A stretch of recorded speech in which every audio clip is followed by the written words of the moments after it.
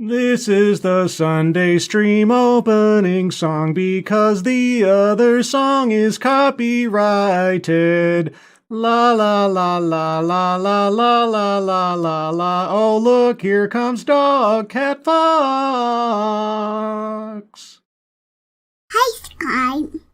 Good morning, everyone, and welcome to the Sunday stream. The stream I do on Sundays because Sunday is the day to stream on Sundays. Hope you're all doing well on this New Year's Eve Sunday morning. Yes, it is the end of 2023, and what a year it has been. My, oh my, all the things that have happened. Good, bad, and otherwise. I'm sure they will come up as we go, and people want to reminisce. So a couple things. First off, I'd like you to help me out with this show, in that I'm curious to know what was a good thing that happened to you or that you think happened in the world this year. And to a certain extent that we can also reminisce about those things that happened badly, because that's also part of life. Give me a bad thing that happened this year. I mean, yeah, I know. It seems a little morbid, but we have to remember the things that hopefully give us lessons for the future. So I may temper what I choose to put up on screen. If you say something really horrible, I'll be like, oh, I don't know about that. But I mean, something that taught us a lesson, something that we have to sort of overcome. How about a hardship? Maybe that's a better way to put it. Let me know in the chat. Be sure to tag your comment with good and bad, and then what you have to say, so I can see it more clearly. And I'll review these as time goes on over the stream. So if I don't get to you right away, I'll be reviewing the chat as we go. Also, if you have any New Year's resolutions, put resolution and then whatever it is that you're hoping to achieve this year oncoming in the chat, and I will get to those as we go. Just a little extra spice to this show. Now, what is the plan for this show? Well, I'll tell you what, the plan is something that I came up with about an hour ago. I'm kind of impressed with myself. It's only under those times where I have a certain level of self-imposed stress that I suddenly get all creative and productive. So it's like, all right, last night I was sleeping soundly, and then a car alarm went off at 1 a.m. and would not shut off for about 15 minutes. And as a result of that, I was wide awake and annoyed, and I got lousy sleep. And then I went back to sleep at some point, and then I woke up and I had overslept. And so I didn't have any time to put together a show. I've got an hour. What am I going to do? And okay, we're going to do New Year's Potpourri. I need an overlay. I need this. I need a thumbnail. I need that. And so I threw all of this together in under an hour. Not my preferred timeline for putting together a show. Yet here we are, a brand new overlay, a brand new thumbnail, 3 short videos that have been processed for sound because the sound on them originally was lousy. So yeah, I got everything done. I was like, oh my gosh. And that was 5 minutes ago. I was like, I'm done. And now I get to go live. And here you all are. I'm a little amped. The adrenaline was pumping. Still is to a certain extent.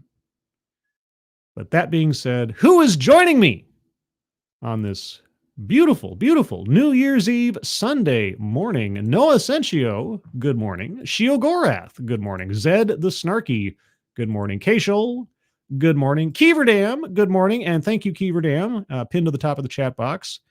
Thanks to Keeverdam's industriousness, let's say, are the GoFundMes for our friends Twisted Skipster, James Colley, Grisella, and Angry Illinoisian.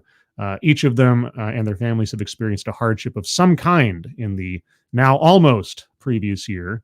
And if you can take a look at those and donate, it would be certainly appreciated. If you can't donate, that's fine. But if you can share those links out on social media, that would be appreciated. So thank you, Keeverdam, and thank you, everyone, ahead of time. Mike R., good morning. Tier Alexander, the Gentleman Lich, good morning. Brittany Holland, good morning. Random American, good morning. Mike Savage, Blarg. Urkele Di Stefano, good morning. The Shadow Claw, good morning. Advocatus Diaboli, good morning. Resolute Germ, good morning. Dances with Aardvarks, good morning. Who else is here as I scroll through? Samnamnul Nation, Happy New Year, and good morning to you, sir. And who else is here? I think, Tony Giff. Good morning and Happy New Year. Anyone else? Oh, Kenny on cat piss. Excuse me. As my voice leaves me for a second. Good morning. All right. So, yes, I have a potpourri. I have 3 different little videos to go over. They cover each of them a different subject of, let's say, something within my wheelhouse. And I will go over them as we proceed. But first, let's go to a Shiogorath good and bad. Good, positive job-related things, better work-life sleep balance. Bad, just found a substantial oil leak on my engine. Aye, well, I'd say at least in those items, the good outweighs the bad overall. But hopefully the bad will be resolved soon and effectively. So thank you, Shiogorath, for that. You're helping me with my little experiment here.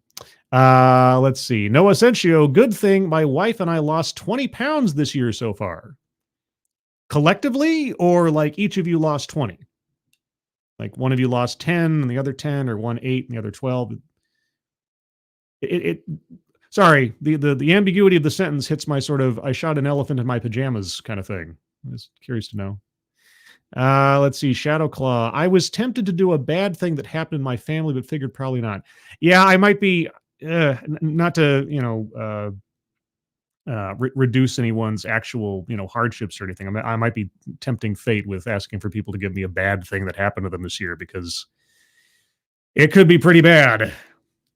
I guess we'll find out if that was a good decision on my part as we proceed. Also, Bishop, good morning and Happy New Year. And with that, let's start off with our first subject. Something that happened this year that is still going to have ramifications for time going forward, and that is the affirmative action decision by the Supreme Court of the United States.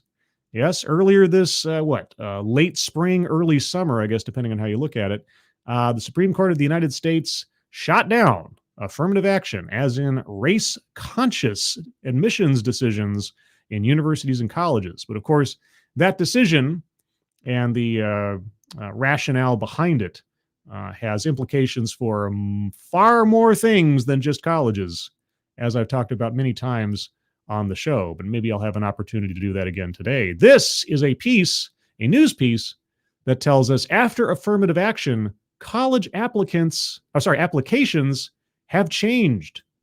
What's the rest of it? Here's how. Well, the applications can't ask you about your race.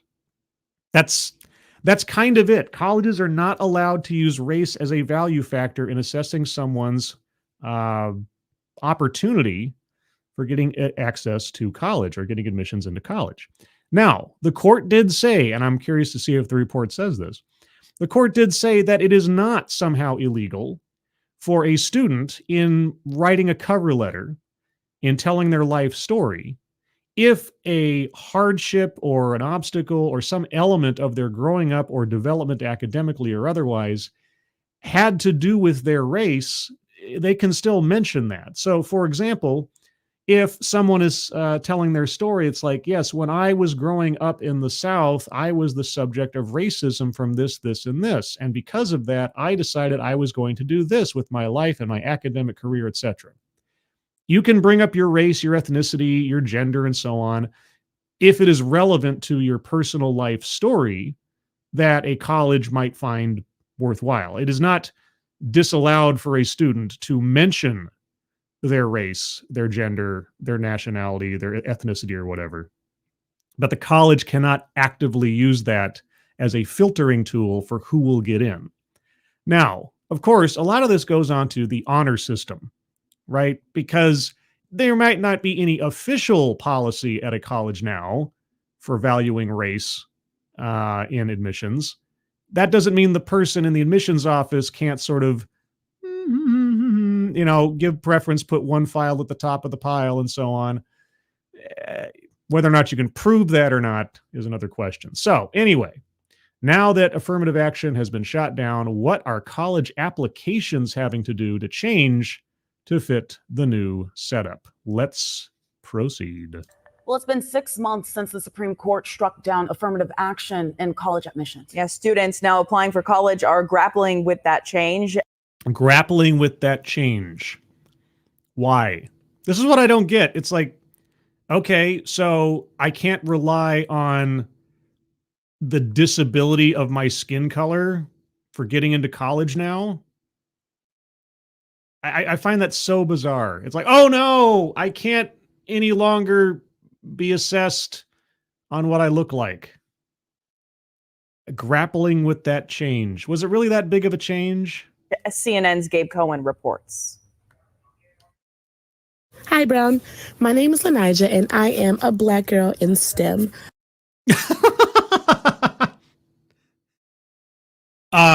Great. None of that says anything about your capabilities or your potential. This is what the entire process has taught students to behave like. I first and foremost, let me let you know my race and my gender.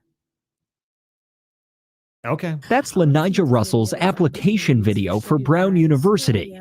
Oh, right. Well, there you go. Her opening salvo is my race and my gender. She's among the millions of students applying to college 6 months after the Supreme Court struck down affirmative action in college admissions, navigating how and even whether to include race in their pitch for admission. Don't. Do you want to be accepted on the basis of your merits, or do you want somebody's sympathy vote? I mean, that is the only reason at this point you would do so. Right? And why and prior you would do it because you knew it gave you an advantage that has nothing to do with your capabilities or your skills. Oh, now I'm struggling. Should I even mention it? Will I get in trouble? This is where we're at. This is where we're at, everyone. Okay.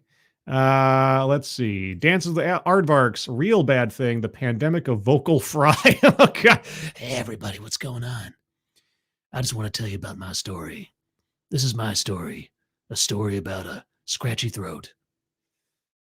Let's see. Tier Alexander, good. Got a massive raise. 69,000 a year. What? Started my podcast. Holy cats, dude. Congratulations. Bad. I didn't hit my weight goal but got closer to it. All right. Well, bit by bit, day by day. That's how you approach the whole weight thing and gains and all that good stuff. So as long as you're not stopping, you're moving forward. That's the thing. But man, congratulations on the good. Dang, dude. That's great. That is great. All right. So anyway, she's struggling whether or not to mention her race. Why? What was your reaction to the decision? At first, I was a little scared. I thought it was a bit unfair. You thought it was a bit unfair that colleges can't assess you first on your skin color. Well, what do you think about all the people that were assessed as not worthy on the basis of their skin color? You're in STEM, right? Science, technology, engineering, mathematics. None of this seems to compute, does it? It made me doubt myself a little bit, like, are my numbers good enough? You actually took... Are your numbers... There you go. Are your numbers good enough? Can I not be supplemented by my skin color anymore? Uh-oh, are my numbers good enough? Well, yeah, it's a competitive thing. You don't have an unfair advantage anymore. Oh, no. You'll have to compete against other students vying for the same, limited number of positions on the basis of your merit. Oh, no. Heaven forfend. You actually took some schools off your list. I felt like getting into those schools were almost impossible. But when she sat down to write her college essays, she decided it was more important than ever to discuss race as part of her life experience. Why? Why can't you just lean on your passion for science, technology, engineering, and mathematics? Why can't you come across as a career professional in the field you want to advance in through the education that you are seeking? Why do you have to lean into what does your race have to do with your passion for science, education, technology, and mathematics? And I know I got those mixed up, but you know what I mean. What? I mean, if it's something like, even if it was something to the effect of my ancestor, my grandfather worked at NASA and did this, that, and the other. Okay. And his race has to do with what about that? Or I want to honor his legacy because he broke so many barriers. Okay, I could see that. I could see that, even though the circumstances of today are far different than they were back then, laws and otherwise. Why? Why do you need to lean into your race?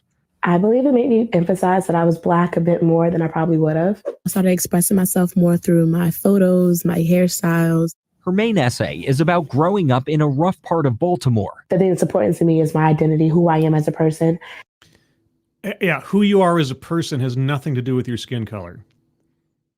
And here's the thing: if you had a story about hardship coming from a economically disadvantaged situation, and yet you still pushed past those limitations or those hardships or those obstacles to have a passion for technology and study and become as much of an expert as you can in a particular subject in the education period that you had, that's story enough. What does your race have to do with it? What does the melanin count of your skin have to do with it?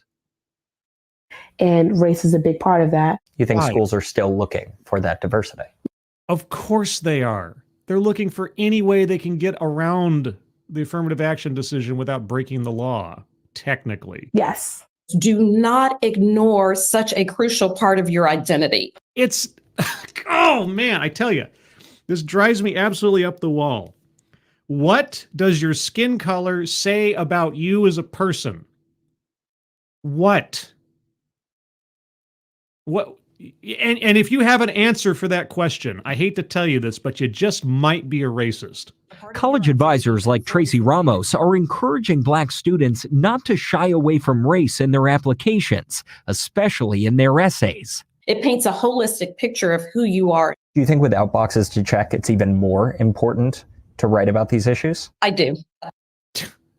Listen to this. They don't even understand what it is that they're saying. If they just flipped the script for 2 seconds and said white instead of Black, right? And why advising my Black students? Well, what about Latinos? What about Asian students? What about Native American students? Why is it only one race that has to have this advantage? Because obviously their skin color is a disadvantage.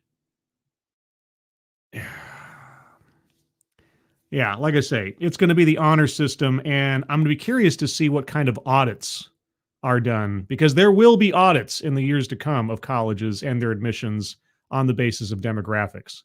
It's never going to end. It's never really going to end. But more lawsuits, more oversight, and I'm just waiting for the fallout more so in the corporate world as a result of this. Let's see, back to the chat briefly. Let's see. Advocast Diaboli, if your skin color is a crucial part of your identity is pretty pathetic.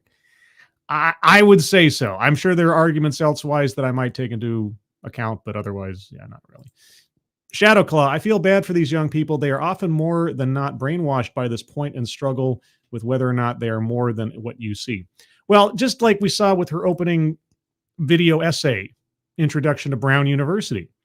What's the first thing that she says? She doesn't say, hi, I forget her name. Hi, I'm a passionate student of science in this area. I mean, that would say more to me about her prospects, her merit, and her focus than saying, hi, I'm a Black girl doing STEM. Like, it's disappointing, let's just say. And it's disheartening, I guess is another way to put it. Thank you, Keeverdam. Bad. Uh-oh. 2 of my relatives died and my hours were cut. My condolences, Keeverdam. That's terrible.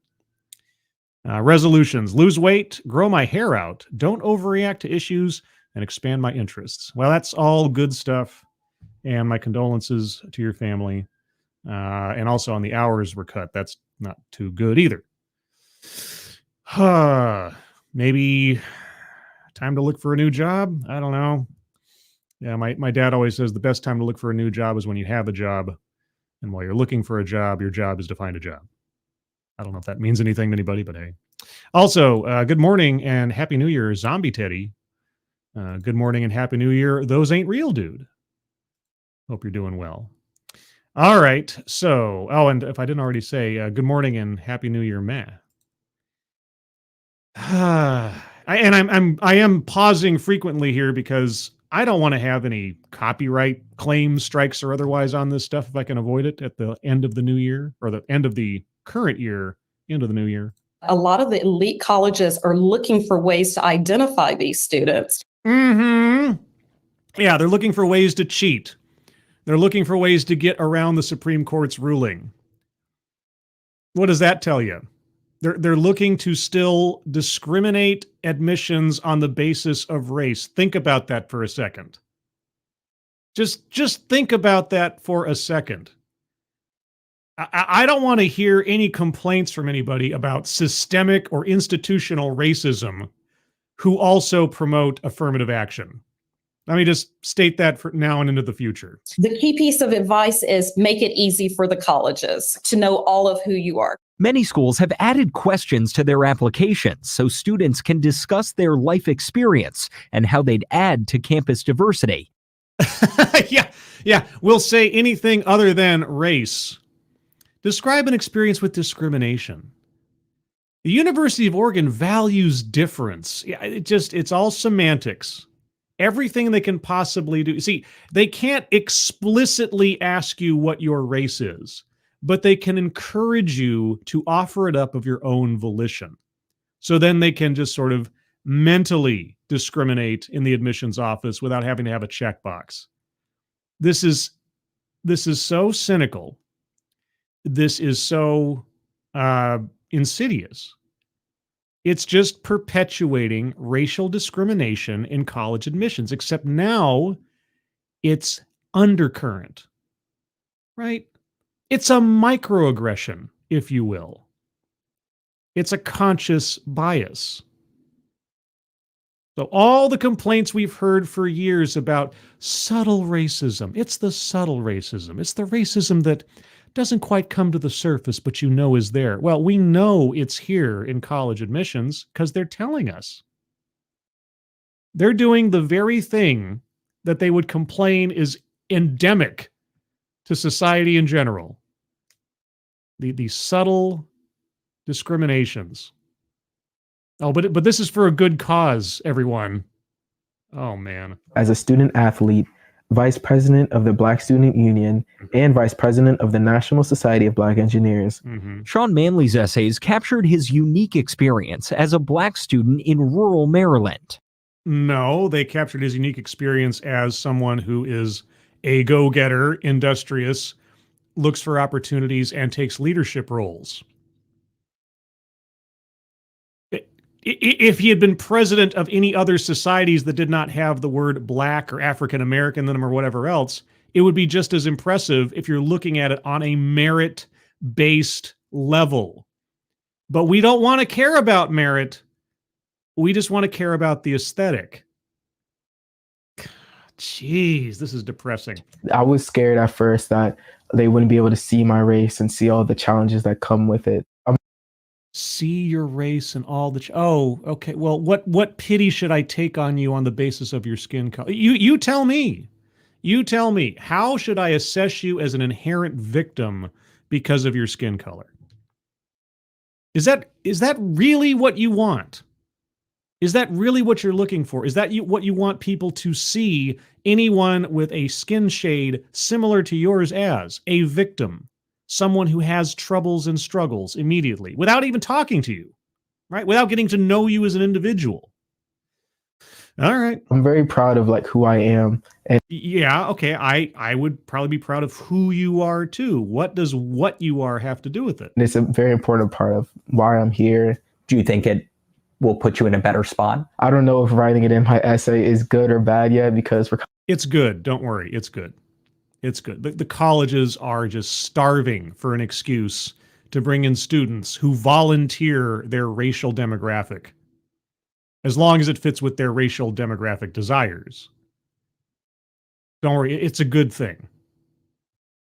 And like I say, I'm no fan of this, but just being pragmatic, you are not doing yourself a disservice these days after the decision of affirmative action if you put your race somehow, some way, mention it, volunteer it into your essays and so on.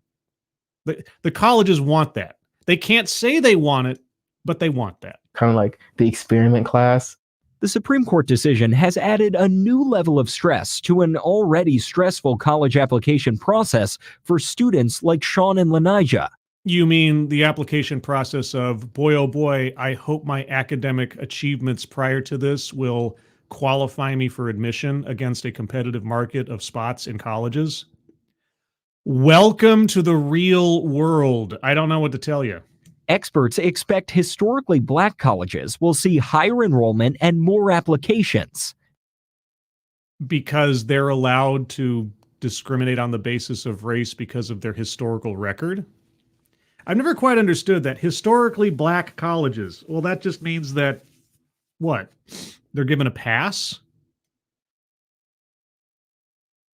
Like historically black colleges can ignore the affirmative action decision? Or what? All other colleges that don't call themselves historically black colleges and universities are inherently racist against black students? Is that it? And some students are taking a very different approach. You took race out of most of your essays. Yes. Harmony Moore rewrote her essays about being a black student at a mostly white Houston school. Why? Why did you feel that was necessary? I didn't want to have the wrong admissions officer read it, and then they all of a sudden don't want to let me into their school because they feel like I'm trying to push my race on them. I mean, that's it's better than nothing. I'd prefer that someone say, I want the value of my academic achievements and passion to speak for me and not my skin color, which says nothing about that. That's what I would want to hear.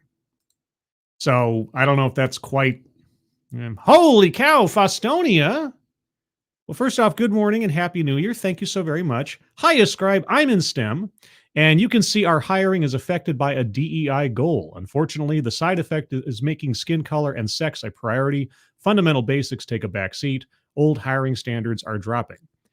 Yeah, it's this, the backlash to not being allowed to hire on the basis of race and gender. I mean, it is such a mirror universe thing for me to say, it feels like, quote unquote, in this day and age. But yeah, now that it's becoming harder and harder to get away with it, the efforts to continue doing it have to go further and further underground, make it far more insidious, far more subtle, but it's still happening. The problem is, can you prove it?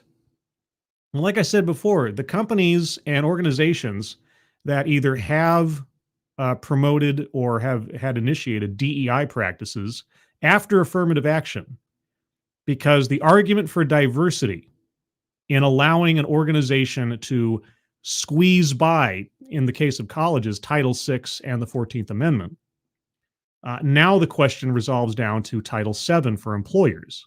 Not that employers ever had a mechanism like affirmative action in the first place. DEI has always put companies and other organizations under legal threat under Title VII because of the inherent quota nature of it. But now, even if they were to be taken to court, the Supreme Court has said you can't argue diversity as a defense for trying to buck the Constitution. And what's the first letter in DEI stand for? So, any legal action taken against these companies and organizations that have promoted DEI for years now, if they try to defend themselves by saying, oh, but the benefits of diversity, this, that, no, the Supreme Court's already nixed that. Every plaintiff attorney can now cite Supreme Court precedent and Supreme Court law in striking down the diversity argument against, violating the Constitution. So the companies have three choices. Either they drop DEI entirely, which gives anybody who is rejected for a job of the wrong skin color or gender for the last 10 years or something, an opening to say, aha, that is tacitly admitting they were doing something illegal. They can try to slowly phase out DEI by changing some terms or deleting some web pages or doing whatever else and just hope that people forget about it. Or they can double down because they know they're in the right. They know that they're doing the right thing. But even if they phase it out, they're still going to do it because there's too many advantages in the grand financial world with ESG and all this other philosophy to make sure that your company looks the part. Because the thing that terrifies these organizations and companies more than anything else is to be called racist or sexist because they have too many of the wrong kind of person in their workforce. When in fact, all that they're practicing, obviously, is racism and sexism to solve for that problem. It is so insane and backwards. And it's something, obviously, that I've been, at least as an observer, struggling with for the last 7 some odd years. But okay, so our student says, I'm not going to mention race in my application because I don't want them to think I'm pushing race on them. I mean, I'll take the fact that she's going to put more value into her studies and her personal merits than her race, but I don't think that's quite the lesson that should be learned here. I think I stand out like on my own, like with my extracurriculars and with my honors that I've received. Good. Yes, exactly. That should be what says something about who you are. I don't want to just like have the exact same story as hundreds of other Black students. Okay, they cut her off there. Yeah, if the story of hundreds of other Black students is, hey, I'm Black, I don't know what else she would have said there since they cut her off, but yes, something about you as an individual, your individual merit and passion. That should be the standard that propels you forward, not the non-determinative factor of your skin. Oh, well. Well, the start of college application season is right around the corner. You just heard from several students, and there are plenty that will be applying that will also apply for federal student aid. It's also called FAFSA. That will open on December 31st. The deadline to apply will be June of next year. And what does that have to do with skin color?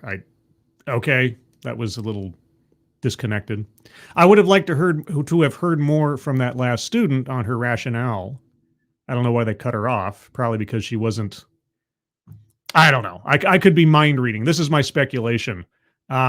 She wasn't going along with the general narrative of inherent victimization and valuing personal merit over aesthetics, whereas our first couple of students did the opposite. So there you go with that. So that's our first little subject. I wanted to take a look at something about affirmative action, since that was, in my opinion, and insofar as the content a lot of my channel, a very significant event in 2023 that will, again, have ramifications for many, many things and many, many years to come. Let's see. Shio Gorath, mom forever and a day ago, was asked point blank if she was Black during an interview process for a government gig. Needless to say, she didn't get hired. Wow. Okay. Too bad that call wasn't recorded. That would have been something. That's a lawsuit waiting to happen right there. Bridget. Good morning and Happy New Year. Akeome. Did I say that right? Probably not. But Happy New Year and Bridget. Nice to see you. Plague Trucker Zach. Good morning and Happy New Year. Anybody else I see here? Oh, Jaeger Pony. Good morning and Happy New Year to you. All right. So that was subject number 1. Oh, Twisted Skipster. Good morning and Happy New Year. Hope you're doing well, Twisted. We got your GoFundMe up on the top of the chat box.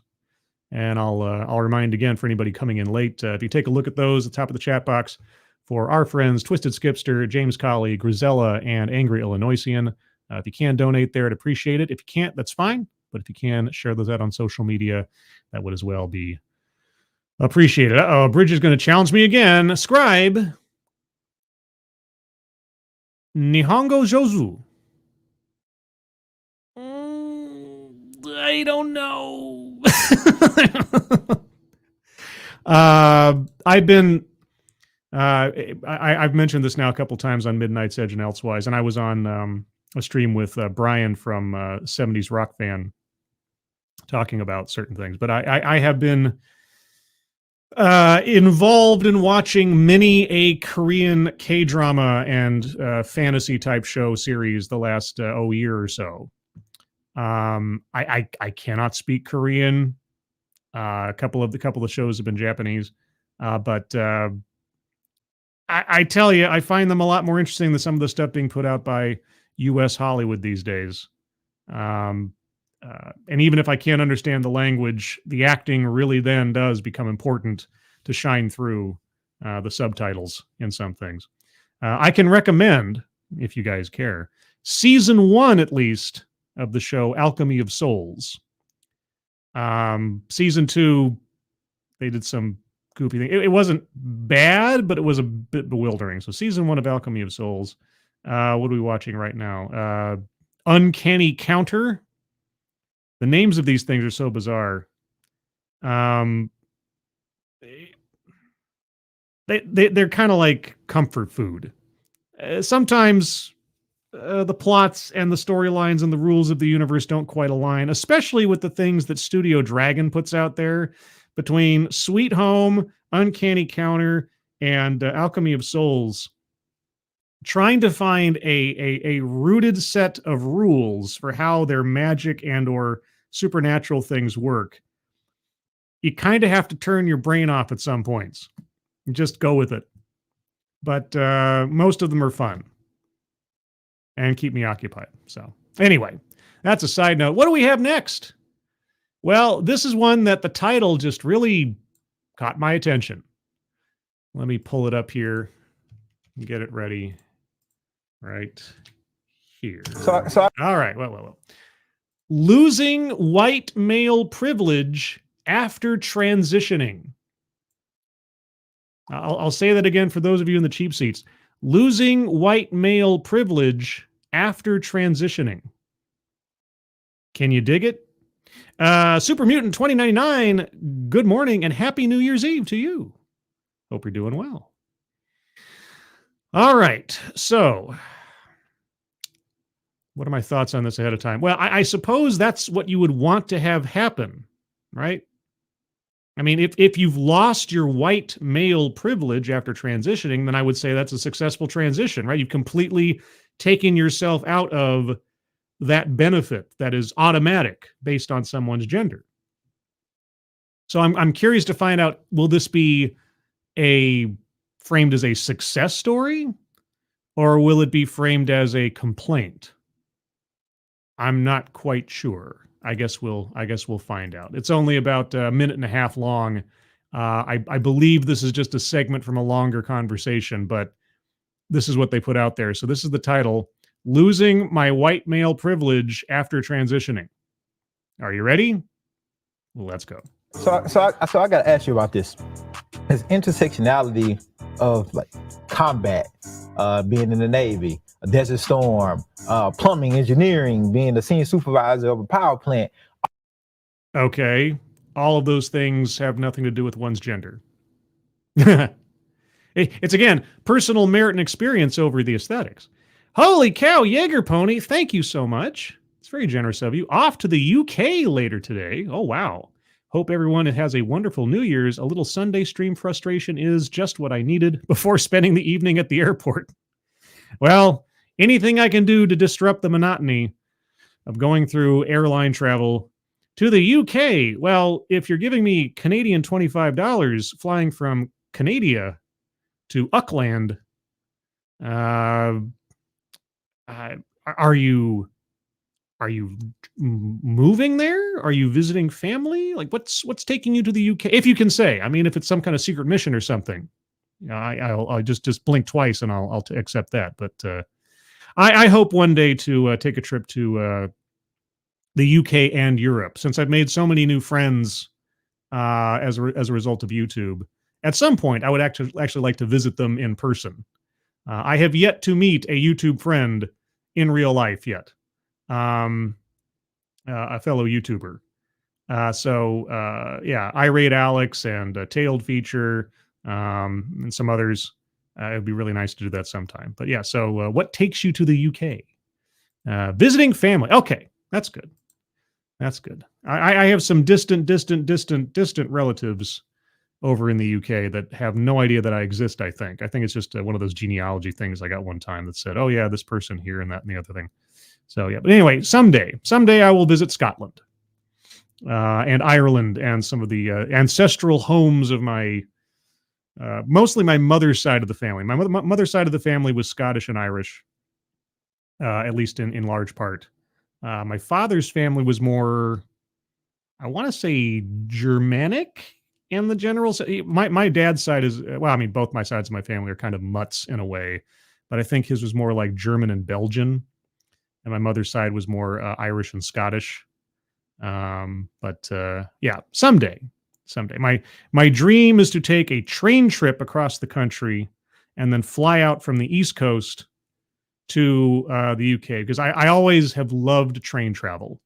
I had to take the train back and forth from college, from home to college when I was living in college. And I just loved the relaxing nature of a train trip and the scenic nature of it and the sort of gentle coasting of it all. I don't know. I can't explain it. I just love train travel. Someday. Maybe that's a resolution. We'll see. Don't give it away. Don't give what away? What am I giving away? My family origins? Uh-oh. Did I do something wrong? Was I going to, am I pushing my heredity on somebody? Anyway, okay. So in the Navy, in Desert Storm, mechanic, plumbing, etc., and all of these things scream out stereotypical man things, right? Military, plumbing, engineer. Okay, yeah, sure. Yeah, stereotypical man things. Strangely enough, if the title is accurate, our guest here, our subject, is a man. So right. Yes. Right. And so how did that kind of translate over after you transited as far as male privilege, male white privilege? Did you see any of that being taken away? How did you adjust to those type of things that, you know, only white men experience after transitioning? Oh, yeah, the privilege. Yeah, having, okay. Selective service, physical labor, blue collar work, military service, and so on. Yeah, boy, look at all of the easy handouts that come about as a result of that. What? That's work. That's service. That's effort. That's not a free ticket. Privilege. Where? Okay, I'm gonna need some. I'm not gonna get it in a minute and 35-second clip. But where is the privilege of going through the arduous labor and potentially life-threatening danger of military service and tradesmanship? You know, I do a fair amount of public speaking, and it's one of the things that I always put as my topic I speak of. And the very first thing is the first thing that happened to me that rocked my world the absolute most of my transition was the loss of my white male privilege. Oh, okay, do tell. What ease of living did you lose that you can draw specifically to your male privilege, because you're still white. I don't know what the white male privilege is, but okay. What was suddenly shut off for you as a result? That I had no idea that I possessed. You had no idea you possessed. If you had no idea you possessed it, is it possible that you didn't actually possess it? Okay, I need an example. Give me an example. I've listed my resume. You know what I'm qualified to do. Yes, okay, I'll take our interviewer's little recitation. Yes, you have personal skills, merit, and experience that say nothing about your privilege. So right. I was under the impression I did all that on my own. Oh, you didn't do it all on your own? Military service, engineering, plumbing, you didn't? Oh, who's whose helping hand did it for you? I'm the one who showed up on third shift and got the third shift guys to teach me how to weld. And I'm the one who went in off the clock to meet with the high voltage electrician and say, can you teach me how to do this? And how? So you took the initiative to increase your skill set, and you put the work and the time in to enhance your resume. I'm waiting for the magical helping hand of your gender and skin color that did this for you. How does this work? And this, that, and the other. And it was me who did that effort. Yeah. Uh-huh. So are you disproving the white male privilege theory? Yeah. But I learned that had I been a woman, I probably would have never been hired in the power industry. Probably never. You learned you probably never. Well, here's the thing. You're still not a woman. You have no idea what would have happened if you had been a woman, because you weren't born a woman, so it's kind of... Anybody else find this train of logic completely derailed? And when I showed up at 3 o'clock in the morning and said, can you teach me how to weld? They just said, honey, won't you go make us some coffee? Oh, you know that's what would have happened, do you? You know that for a fact. Oh, okay. And let us men do the work. A slice of the community is... Okay, that was way too brief. For some reason, in my mind, I thought there was going to be more to it than that. Okay, well, if that's your argument, it's a poor argument. Okay. Well, there you go. Ron Harushan, wait, did that person say they were electrician? Yes, he said he was engineer, military service, plumbing, I think so. I think somewhere in there, I think there was an electrician or teach me how to do this, that, and the other. Zed the Snarky, that train of logic didn't just derail, it took out a few dozen trees before it stopped rolling. Yeah. And let's see. Conjecture, says Matt. Yes, that's all it is. It's like, I'm pretty sure.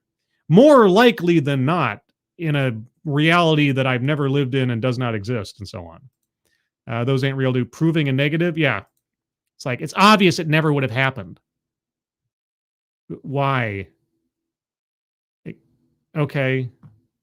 Anyway, I thought there'd be more to it than that. There wasn't. So, there you go. Let's move on to the third, and I know everything's moving along so quickly. The third and final subject, one of my favorites. One of my favorites and yours. What is anti-racism? So we've got affirmative action, a very brief transitioning / privilege thing, and now an educational webinar lesson. What is anti-racism? Does anybody out there not know what anti-racism is yet? If you don't, we're about to find out. But let me give you my my general understanding of it. And I got this from Ibram X. Kendi himself. I've talked about this numerous times before. It's on my channel. There was a TEDx talk during the pandemic where Ibram X. Kendi was interviewed over a Zoom call or something by two ladies who were asking him about his work. And one of the first questions they asked was, what is anti-racism? And his first answer was a long, drawn-out block of word salad that made no sense. And so they asked him again, yeah, but can you tell us what is anti-racism? And his second answer was a long block of word salad that made no sense. But then on the third try, he said, yes, but can you tell us what is anti-racism? He was spent. He had no more gobbledygook to put out into the world. So he just said, you cannot be not racist. You can only be anti-racist. Racism is endemic. So there's no such thing as not racist. To be not racist is to be in denial. To be anti-racist is confession. Right? Because racism can't go away. You're always going to be racist. The only question is whether or not you acknowledge it. That is what the philosophy of anti-racism says.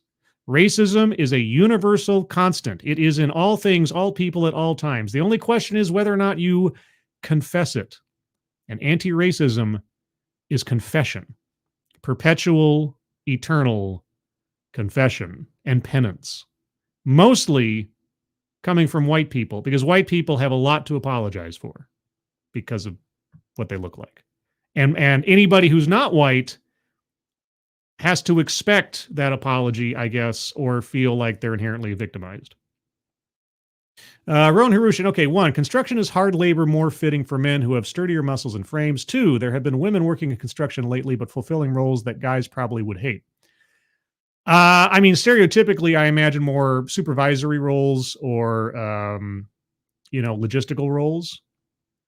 Because, yeah, the physical labor of actual construction and actual, plumbing and mechanics and everything else, some people are just more inclined to that than others. And again, that's not to say that women can't do that work or shouldn't be allowed to do that work.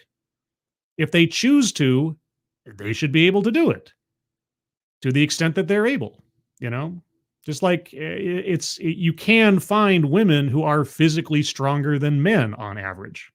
It's just not usual. And even then, what if they don't have an interest in going into construction? Is that a sin on society that someone has made a decision for themselves? Or I don't know. But anyway, question for another time, I suppose. All right. So with that being said, let's find out in this virtual tour. This is a virtual tour, and this was published just within the last week. What is anti-racism? As we come to the end of 2023, after the evolution of our world, and especially the concept of anti-racism since specifically the summer of 2020, for reasons that I'm sure you can figure out, let's find out what is anti-racism. Is it enough to just avoid racism, or should we all strive to be anti-racists?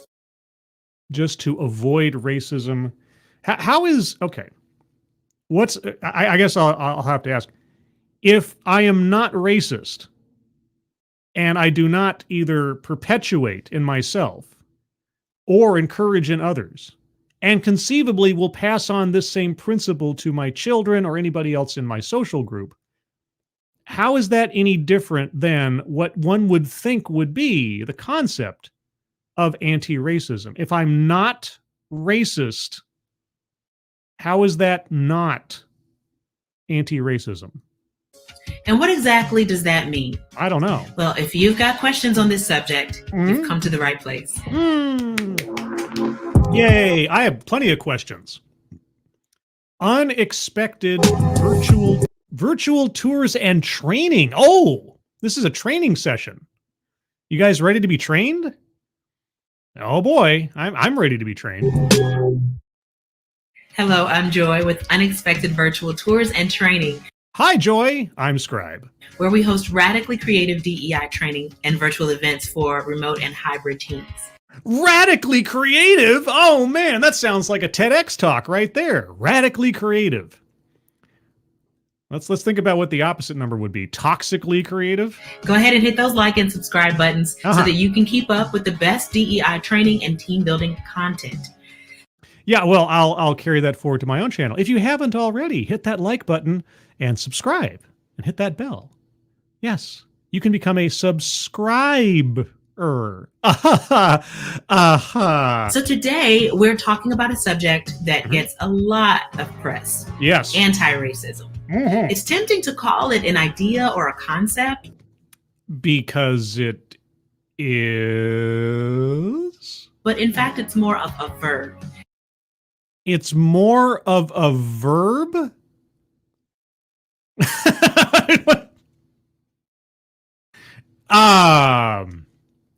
Okay. I don't know that I'd heard that one before. Anti-racism is a verb. All right. It's the practice of actively fighting against racism. Oh, the practice of actively fighting against racism. Okay. So if I am not racist, if I do not evaluate people on the basis of their skin color, and I take people as individuals regardless of their skin color, am I anti-race? Am I committing a verb at that point by not doing something, by not making that kind of evaluation part of my worldview? I mean, that only works, again, if you believe that racism is a constant, that no matter what you do, racism exists, and you have to make a conscious effort not to commit it. So I suppose in the universe of anti-racism, it would be a verb. It'd be sort of like if I'm trying to resist the reflection of light, let's say, on a sunny day, right? The light is constant. It's not going anywhere. But I have to actively put up shields around me to make sure I operate in a completely lightless area. So I have to like hold a box over me. I have to take an action to prevent this universal constant from getting on me or whatever. Is that kind of what the analogy would be? It's a bad analogy. I'm sure there's a better one. Anti-racism isn't exactly new. Abolitionists have embodied it for centuries. No, abolitionists have not embodied anti-racism for centuries. No, whoa. Okay, I do like me some alternate history, but I'll take Harry Turtledove over abolitionists have been practicing active racism for centuries. However, the term itself has only become popular in the last few years. Yeah, mostly because of the hubbub over George Floyd, and specifically Ibram X. Kendi and his book, How to Be Anti-Racist. Ibram X. Kendi, who proposed in college that white people were actually aliens from another planet. So where did it come from? Yeah. The term was popularized by historian Ibram X. Kendi. Oh, historian. Is that what he is? Not hysterian? Who published the book, How to Be an Anti-Racist in Yes. 2019. Yeah. From the moment it hit shelves, it ignited passionate debates. Actually, it wasn't from the moment it hit shelves so much. It was the advent of 2020. The advent of 2020, George Floyd, every organization on the planet jumping on that event to justify their DEI programs, their discriminatory practices, to incite racial divisions. Boy, oh boy, the timing could not have been better for Kendi and his book. It took off like a rocket, and he has reaped the rewards of gigantic virtue signals ever since, up to the point where he was given tens of millions of dollars and his own department at a college and his own research center and everything else. And lo and behold, the money's kind of disappeared. None of the goals stated to be achieved by that organization have been realized, and somehow the money just kind of went away. I've talked about that in previous streams. Are you going to mention that? Are you going to mention anything about the current state of the Ibram X. Kendi Research Center for Anti-Racism? Some people have argued that Kendi's book is reductive. It is reductive. It reduces people down to skin color and then tells you how to evaluate them on the basis of such. That surely racism can't be the explanation for so much of the world's inequality. You're right. It isn't. It isn't. It is a God of the gaps theory of statistical analysis. It is a disparity equals inequity analysis. It is a one-size-fits-all solution for what ails you. I don't know what else to tell you. Okay, so yeah, some people say this. It's true. And what do other people say?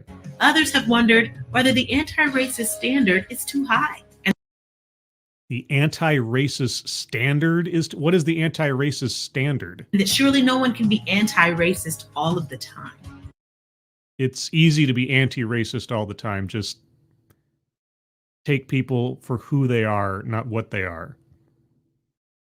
I mean, it sounds like it's supposed to be complicated. It really isn't. Just assume not to know something about the quality of a person on the basis of their skin color, and you're done. So let's break things down. Okay. This book argues that the opposite of racist isn't not racist. Right. But rather anti-racist. And what is the difference? Which requires proactively identifying and dismantling racism at interpersonal, organizational, and structural levels. Which means being an activist. There's just, passively practicing something, and then there's being an activist. There's me each week putting my recyclables in one bin and my garbage in another bin, and then there's me going out and marching for recycling. That if there's going to be a differential there, that should probably be it, but that's not what we're talking about, is it? So anti-racism begins when a person acknowledges that privilege and power dynamics do exist. Of course, privilege and power dynamics exist. That is a Trojan horse argument for proving yours. This isn't as simple as blaming racial disparity in our society on racist individuals. No, whoa. All right. Privilege and power dynamics exist.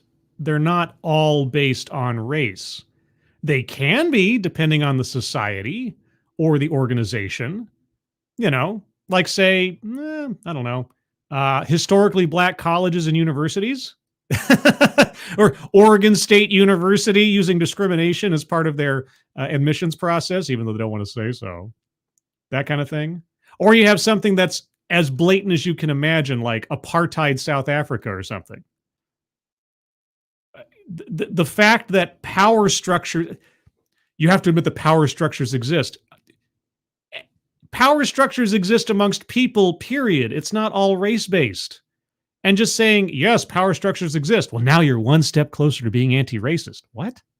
Rather, we need to recognize that societal structures and systems are designed in ways that reward whiteness. Oh, right. And by evaluating white people as the great villain because of their skin color, we will become better anti-racists. Some people may wonder, I'm not racist, so doesn't that mean that I'm already anti-racist? Yes! That's an understandable interpretation. But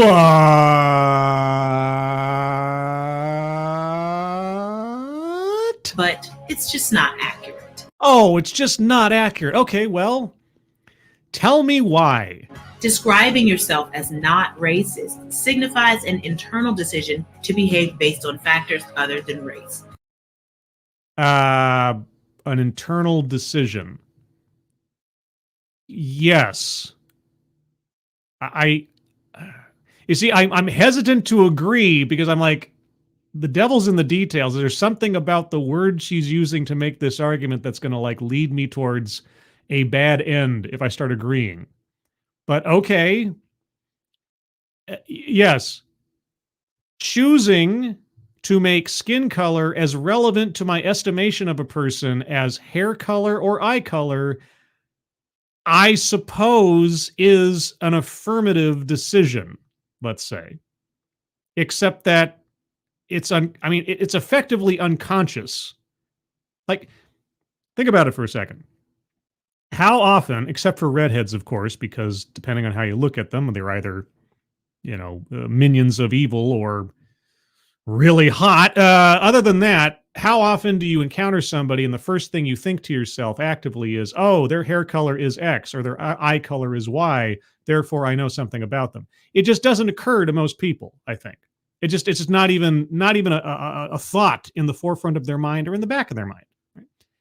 We want to get to a point, I would think, where that's the same for skin color. It's just, here is a person. Who is this person? What are they doing? How do they treat themselves and others? All of those things have nothing to do with skin color. That's where we want to go. So it's not an active decision. It's not like I'm saying, oh, this person's black. Well, I'm going to ignore that. That's not how I operate. That's not how I hope most people would operate. But okay, if that's as far as you think people can go, that everybody's just sort of like pushing down their racism, that's the implication. That's important, but what we're talking about is something beyond that. Being anti-racist requires conscious decisions to take action, to first identify and then fight against discrimination. How? If I am not feeding into a behavior that I would otherwise find despicable, if I am being the change I want to see, if I am effectively, passively acting as a role model for the mindset that I would hope other people would possess, is that not an action in and of itself? Am I not contributing towards the reduction of such thinking? But okay, give me an example of what do you mean? Bias and institutional or systemic racism. Institutional or systemic. So anti-racists are against affirmative action, then I would assume. Right. I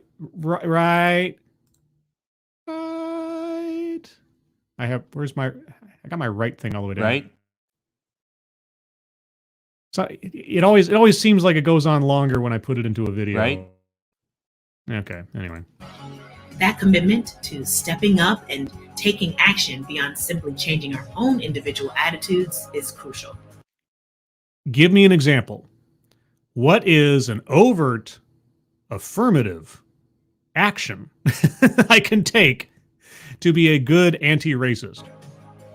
You can practice anti-racism in ways both large and small. Okay. Say, for instance.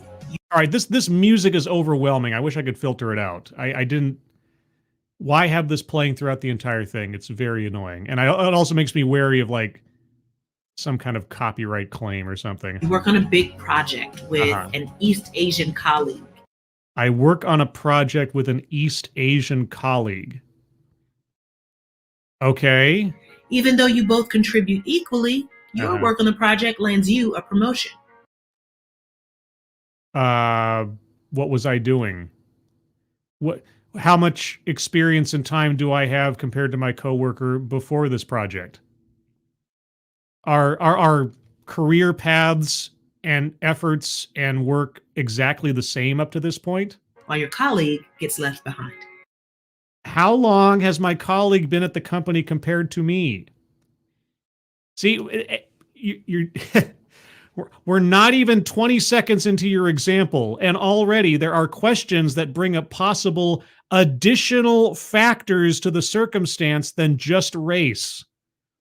But there are no additional circumstances. All you can see is race, right? However, having done your homework, you realize that unconscious bias might be playing a role. Unconscious bias might be playing a role. Okay, so I work in a company. I have a coworker who is East Asian because why not? And now I've gotten a promotion. Our personal work histories, experiences, skill sets, previous efforts, and so on, overtime, records of work, irrelevant. But I assume there might be some kind of unconscious bias going on.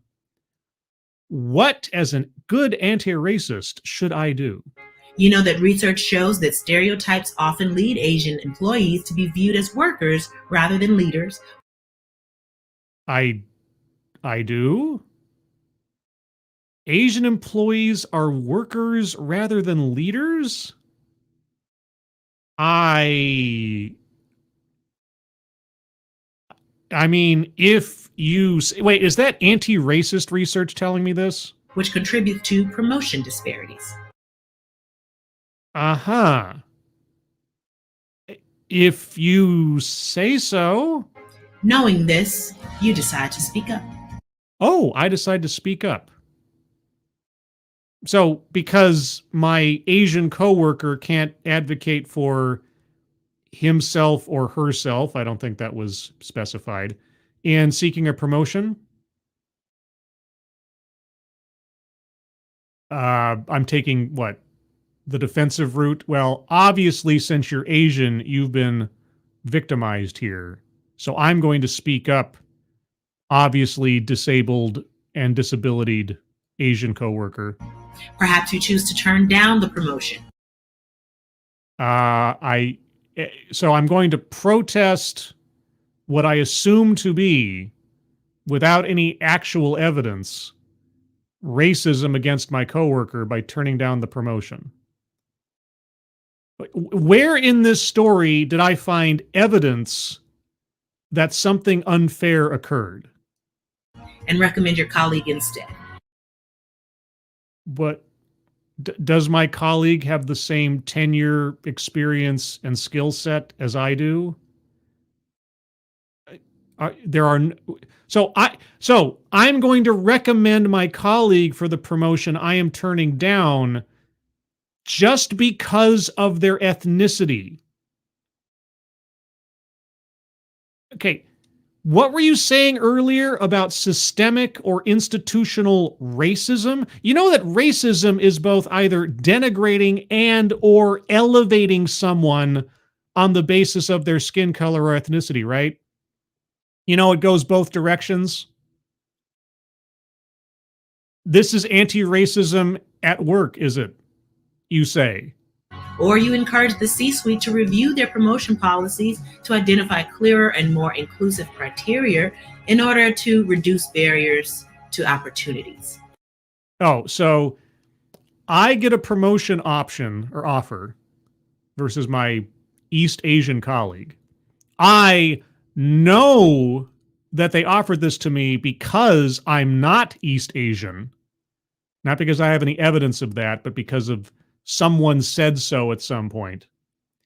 And now I'm going to accuse my bosses of being racist. Not that I have any evidence of this, but because some study somewhere said that Asians are workers and not leaders. I have to say, just speaking for myself here, I don't know that I've ever actually heard that quote unquote stereotype before. That's a new one to me. But okay. And maybe unconscious bias played a role here.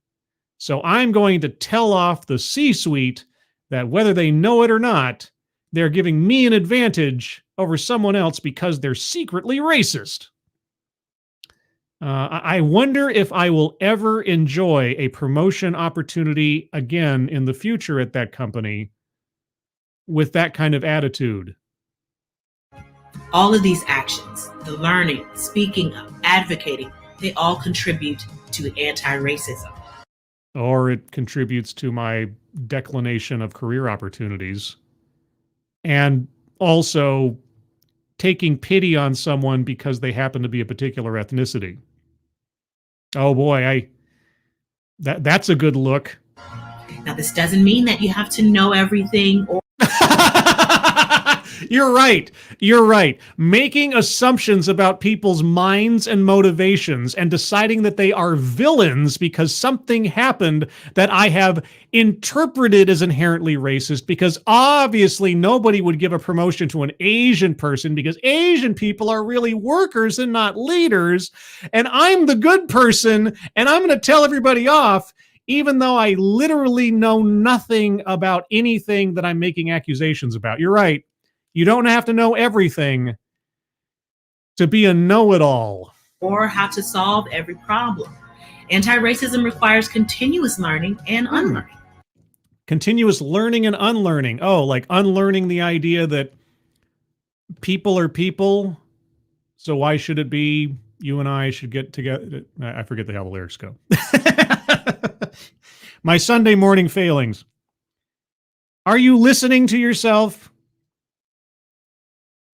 Okay, and not just our speaker, but just those that promote anti-racism in the same kind of mindset. Are you listening to yourself? It's a process of examining personal biases, educating oneself on racial issues, being open to change, and taking steps towards change, even if it's not something that directly affects you.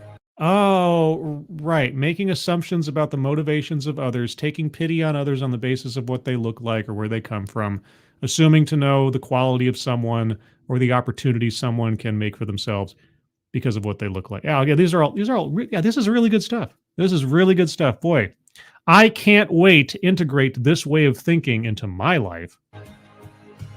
To start, we can listen to and amplify the narratives of those affected by racism. And who is affected by racism? I mean, potentially speaking, who could be affected? Actually, I guess the better question is, who cannot be affected by racism? In this day and age, in the current zeitgeist, who cannot be affected by racism? If your answer is, well, no one cannot be affected by it, you'd be correct. There's racism all over the place right now. Because as soon as you start evaluating the quality of someone on the basis of their skin, either to their benefit or to their detriment in your own eyes, that's racist. It doesn't matter what the race is. If you assume that someone with skin color X always has it good, and someone with skin color Y always has it bad, that's racism. So whose voices, and here's the thing, what do their voices matter? Does it matter what they're saying if their skin color is the right shade? I know, I'm getting far too nuanced here. Beyond that, consider supporting policies and initiatives that promote equity, participating in advocacy efforts, and most importantly, actively speaking out against racism to your community and especially to your elected representatives. Oh, well, I mean, I actually do speak out against racism on a regular basis. It's amazing. Except I'm not anti-racist, or I'm speaking out against the racism I don't like and promoting the racism I do. I guess that's the major difference. I'm kind of a all-encompassing anti-racist rather than a selective anti-racist. Although I'd never describe myself as an anti-racist because that term, it doesn't operate anymore. It just doesn't work. You guys have twisted the whole idea of fighting against racism into something that is weird and greedy and ugly. Remember, anti-racism isn't a concept. It's a call to action. Yeah, sure, okay, yeah. It is a call to action. I'll give you that. Buy my book. Buy my book. Buy my book. Buy my book. So we welcome you to check out our links and resources below and help us keep the conversation going in the comments. Until next time, thanks for working to make the world a better place. Oh, well, I am doing my best. Whatever that means. Bit by bit, day by day, chipping away. And another year completed. Just about anyway, as of midnight tonight.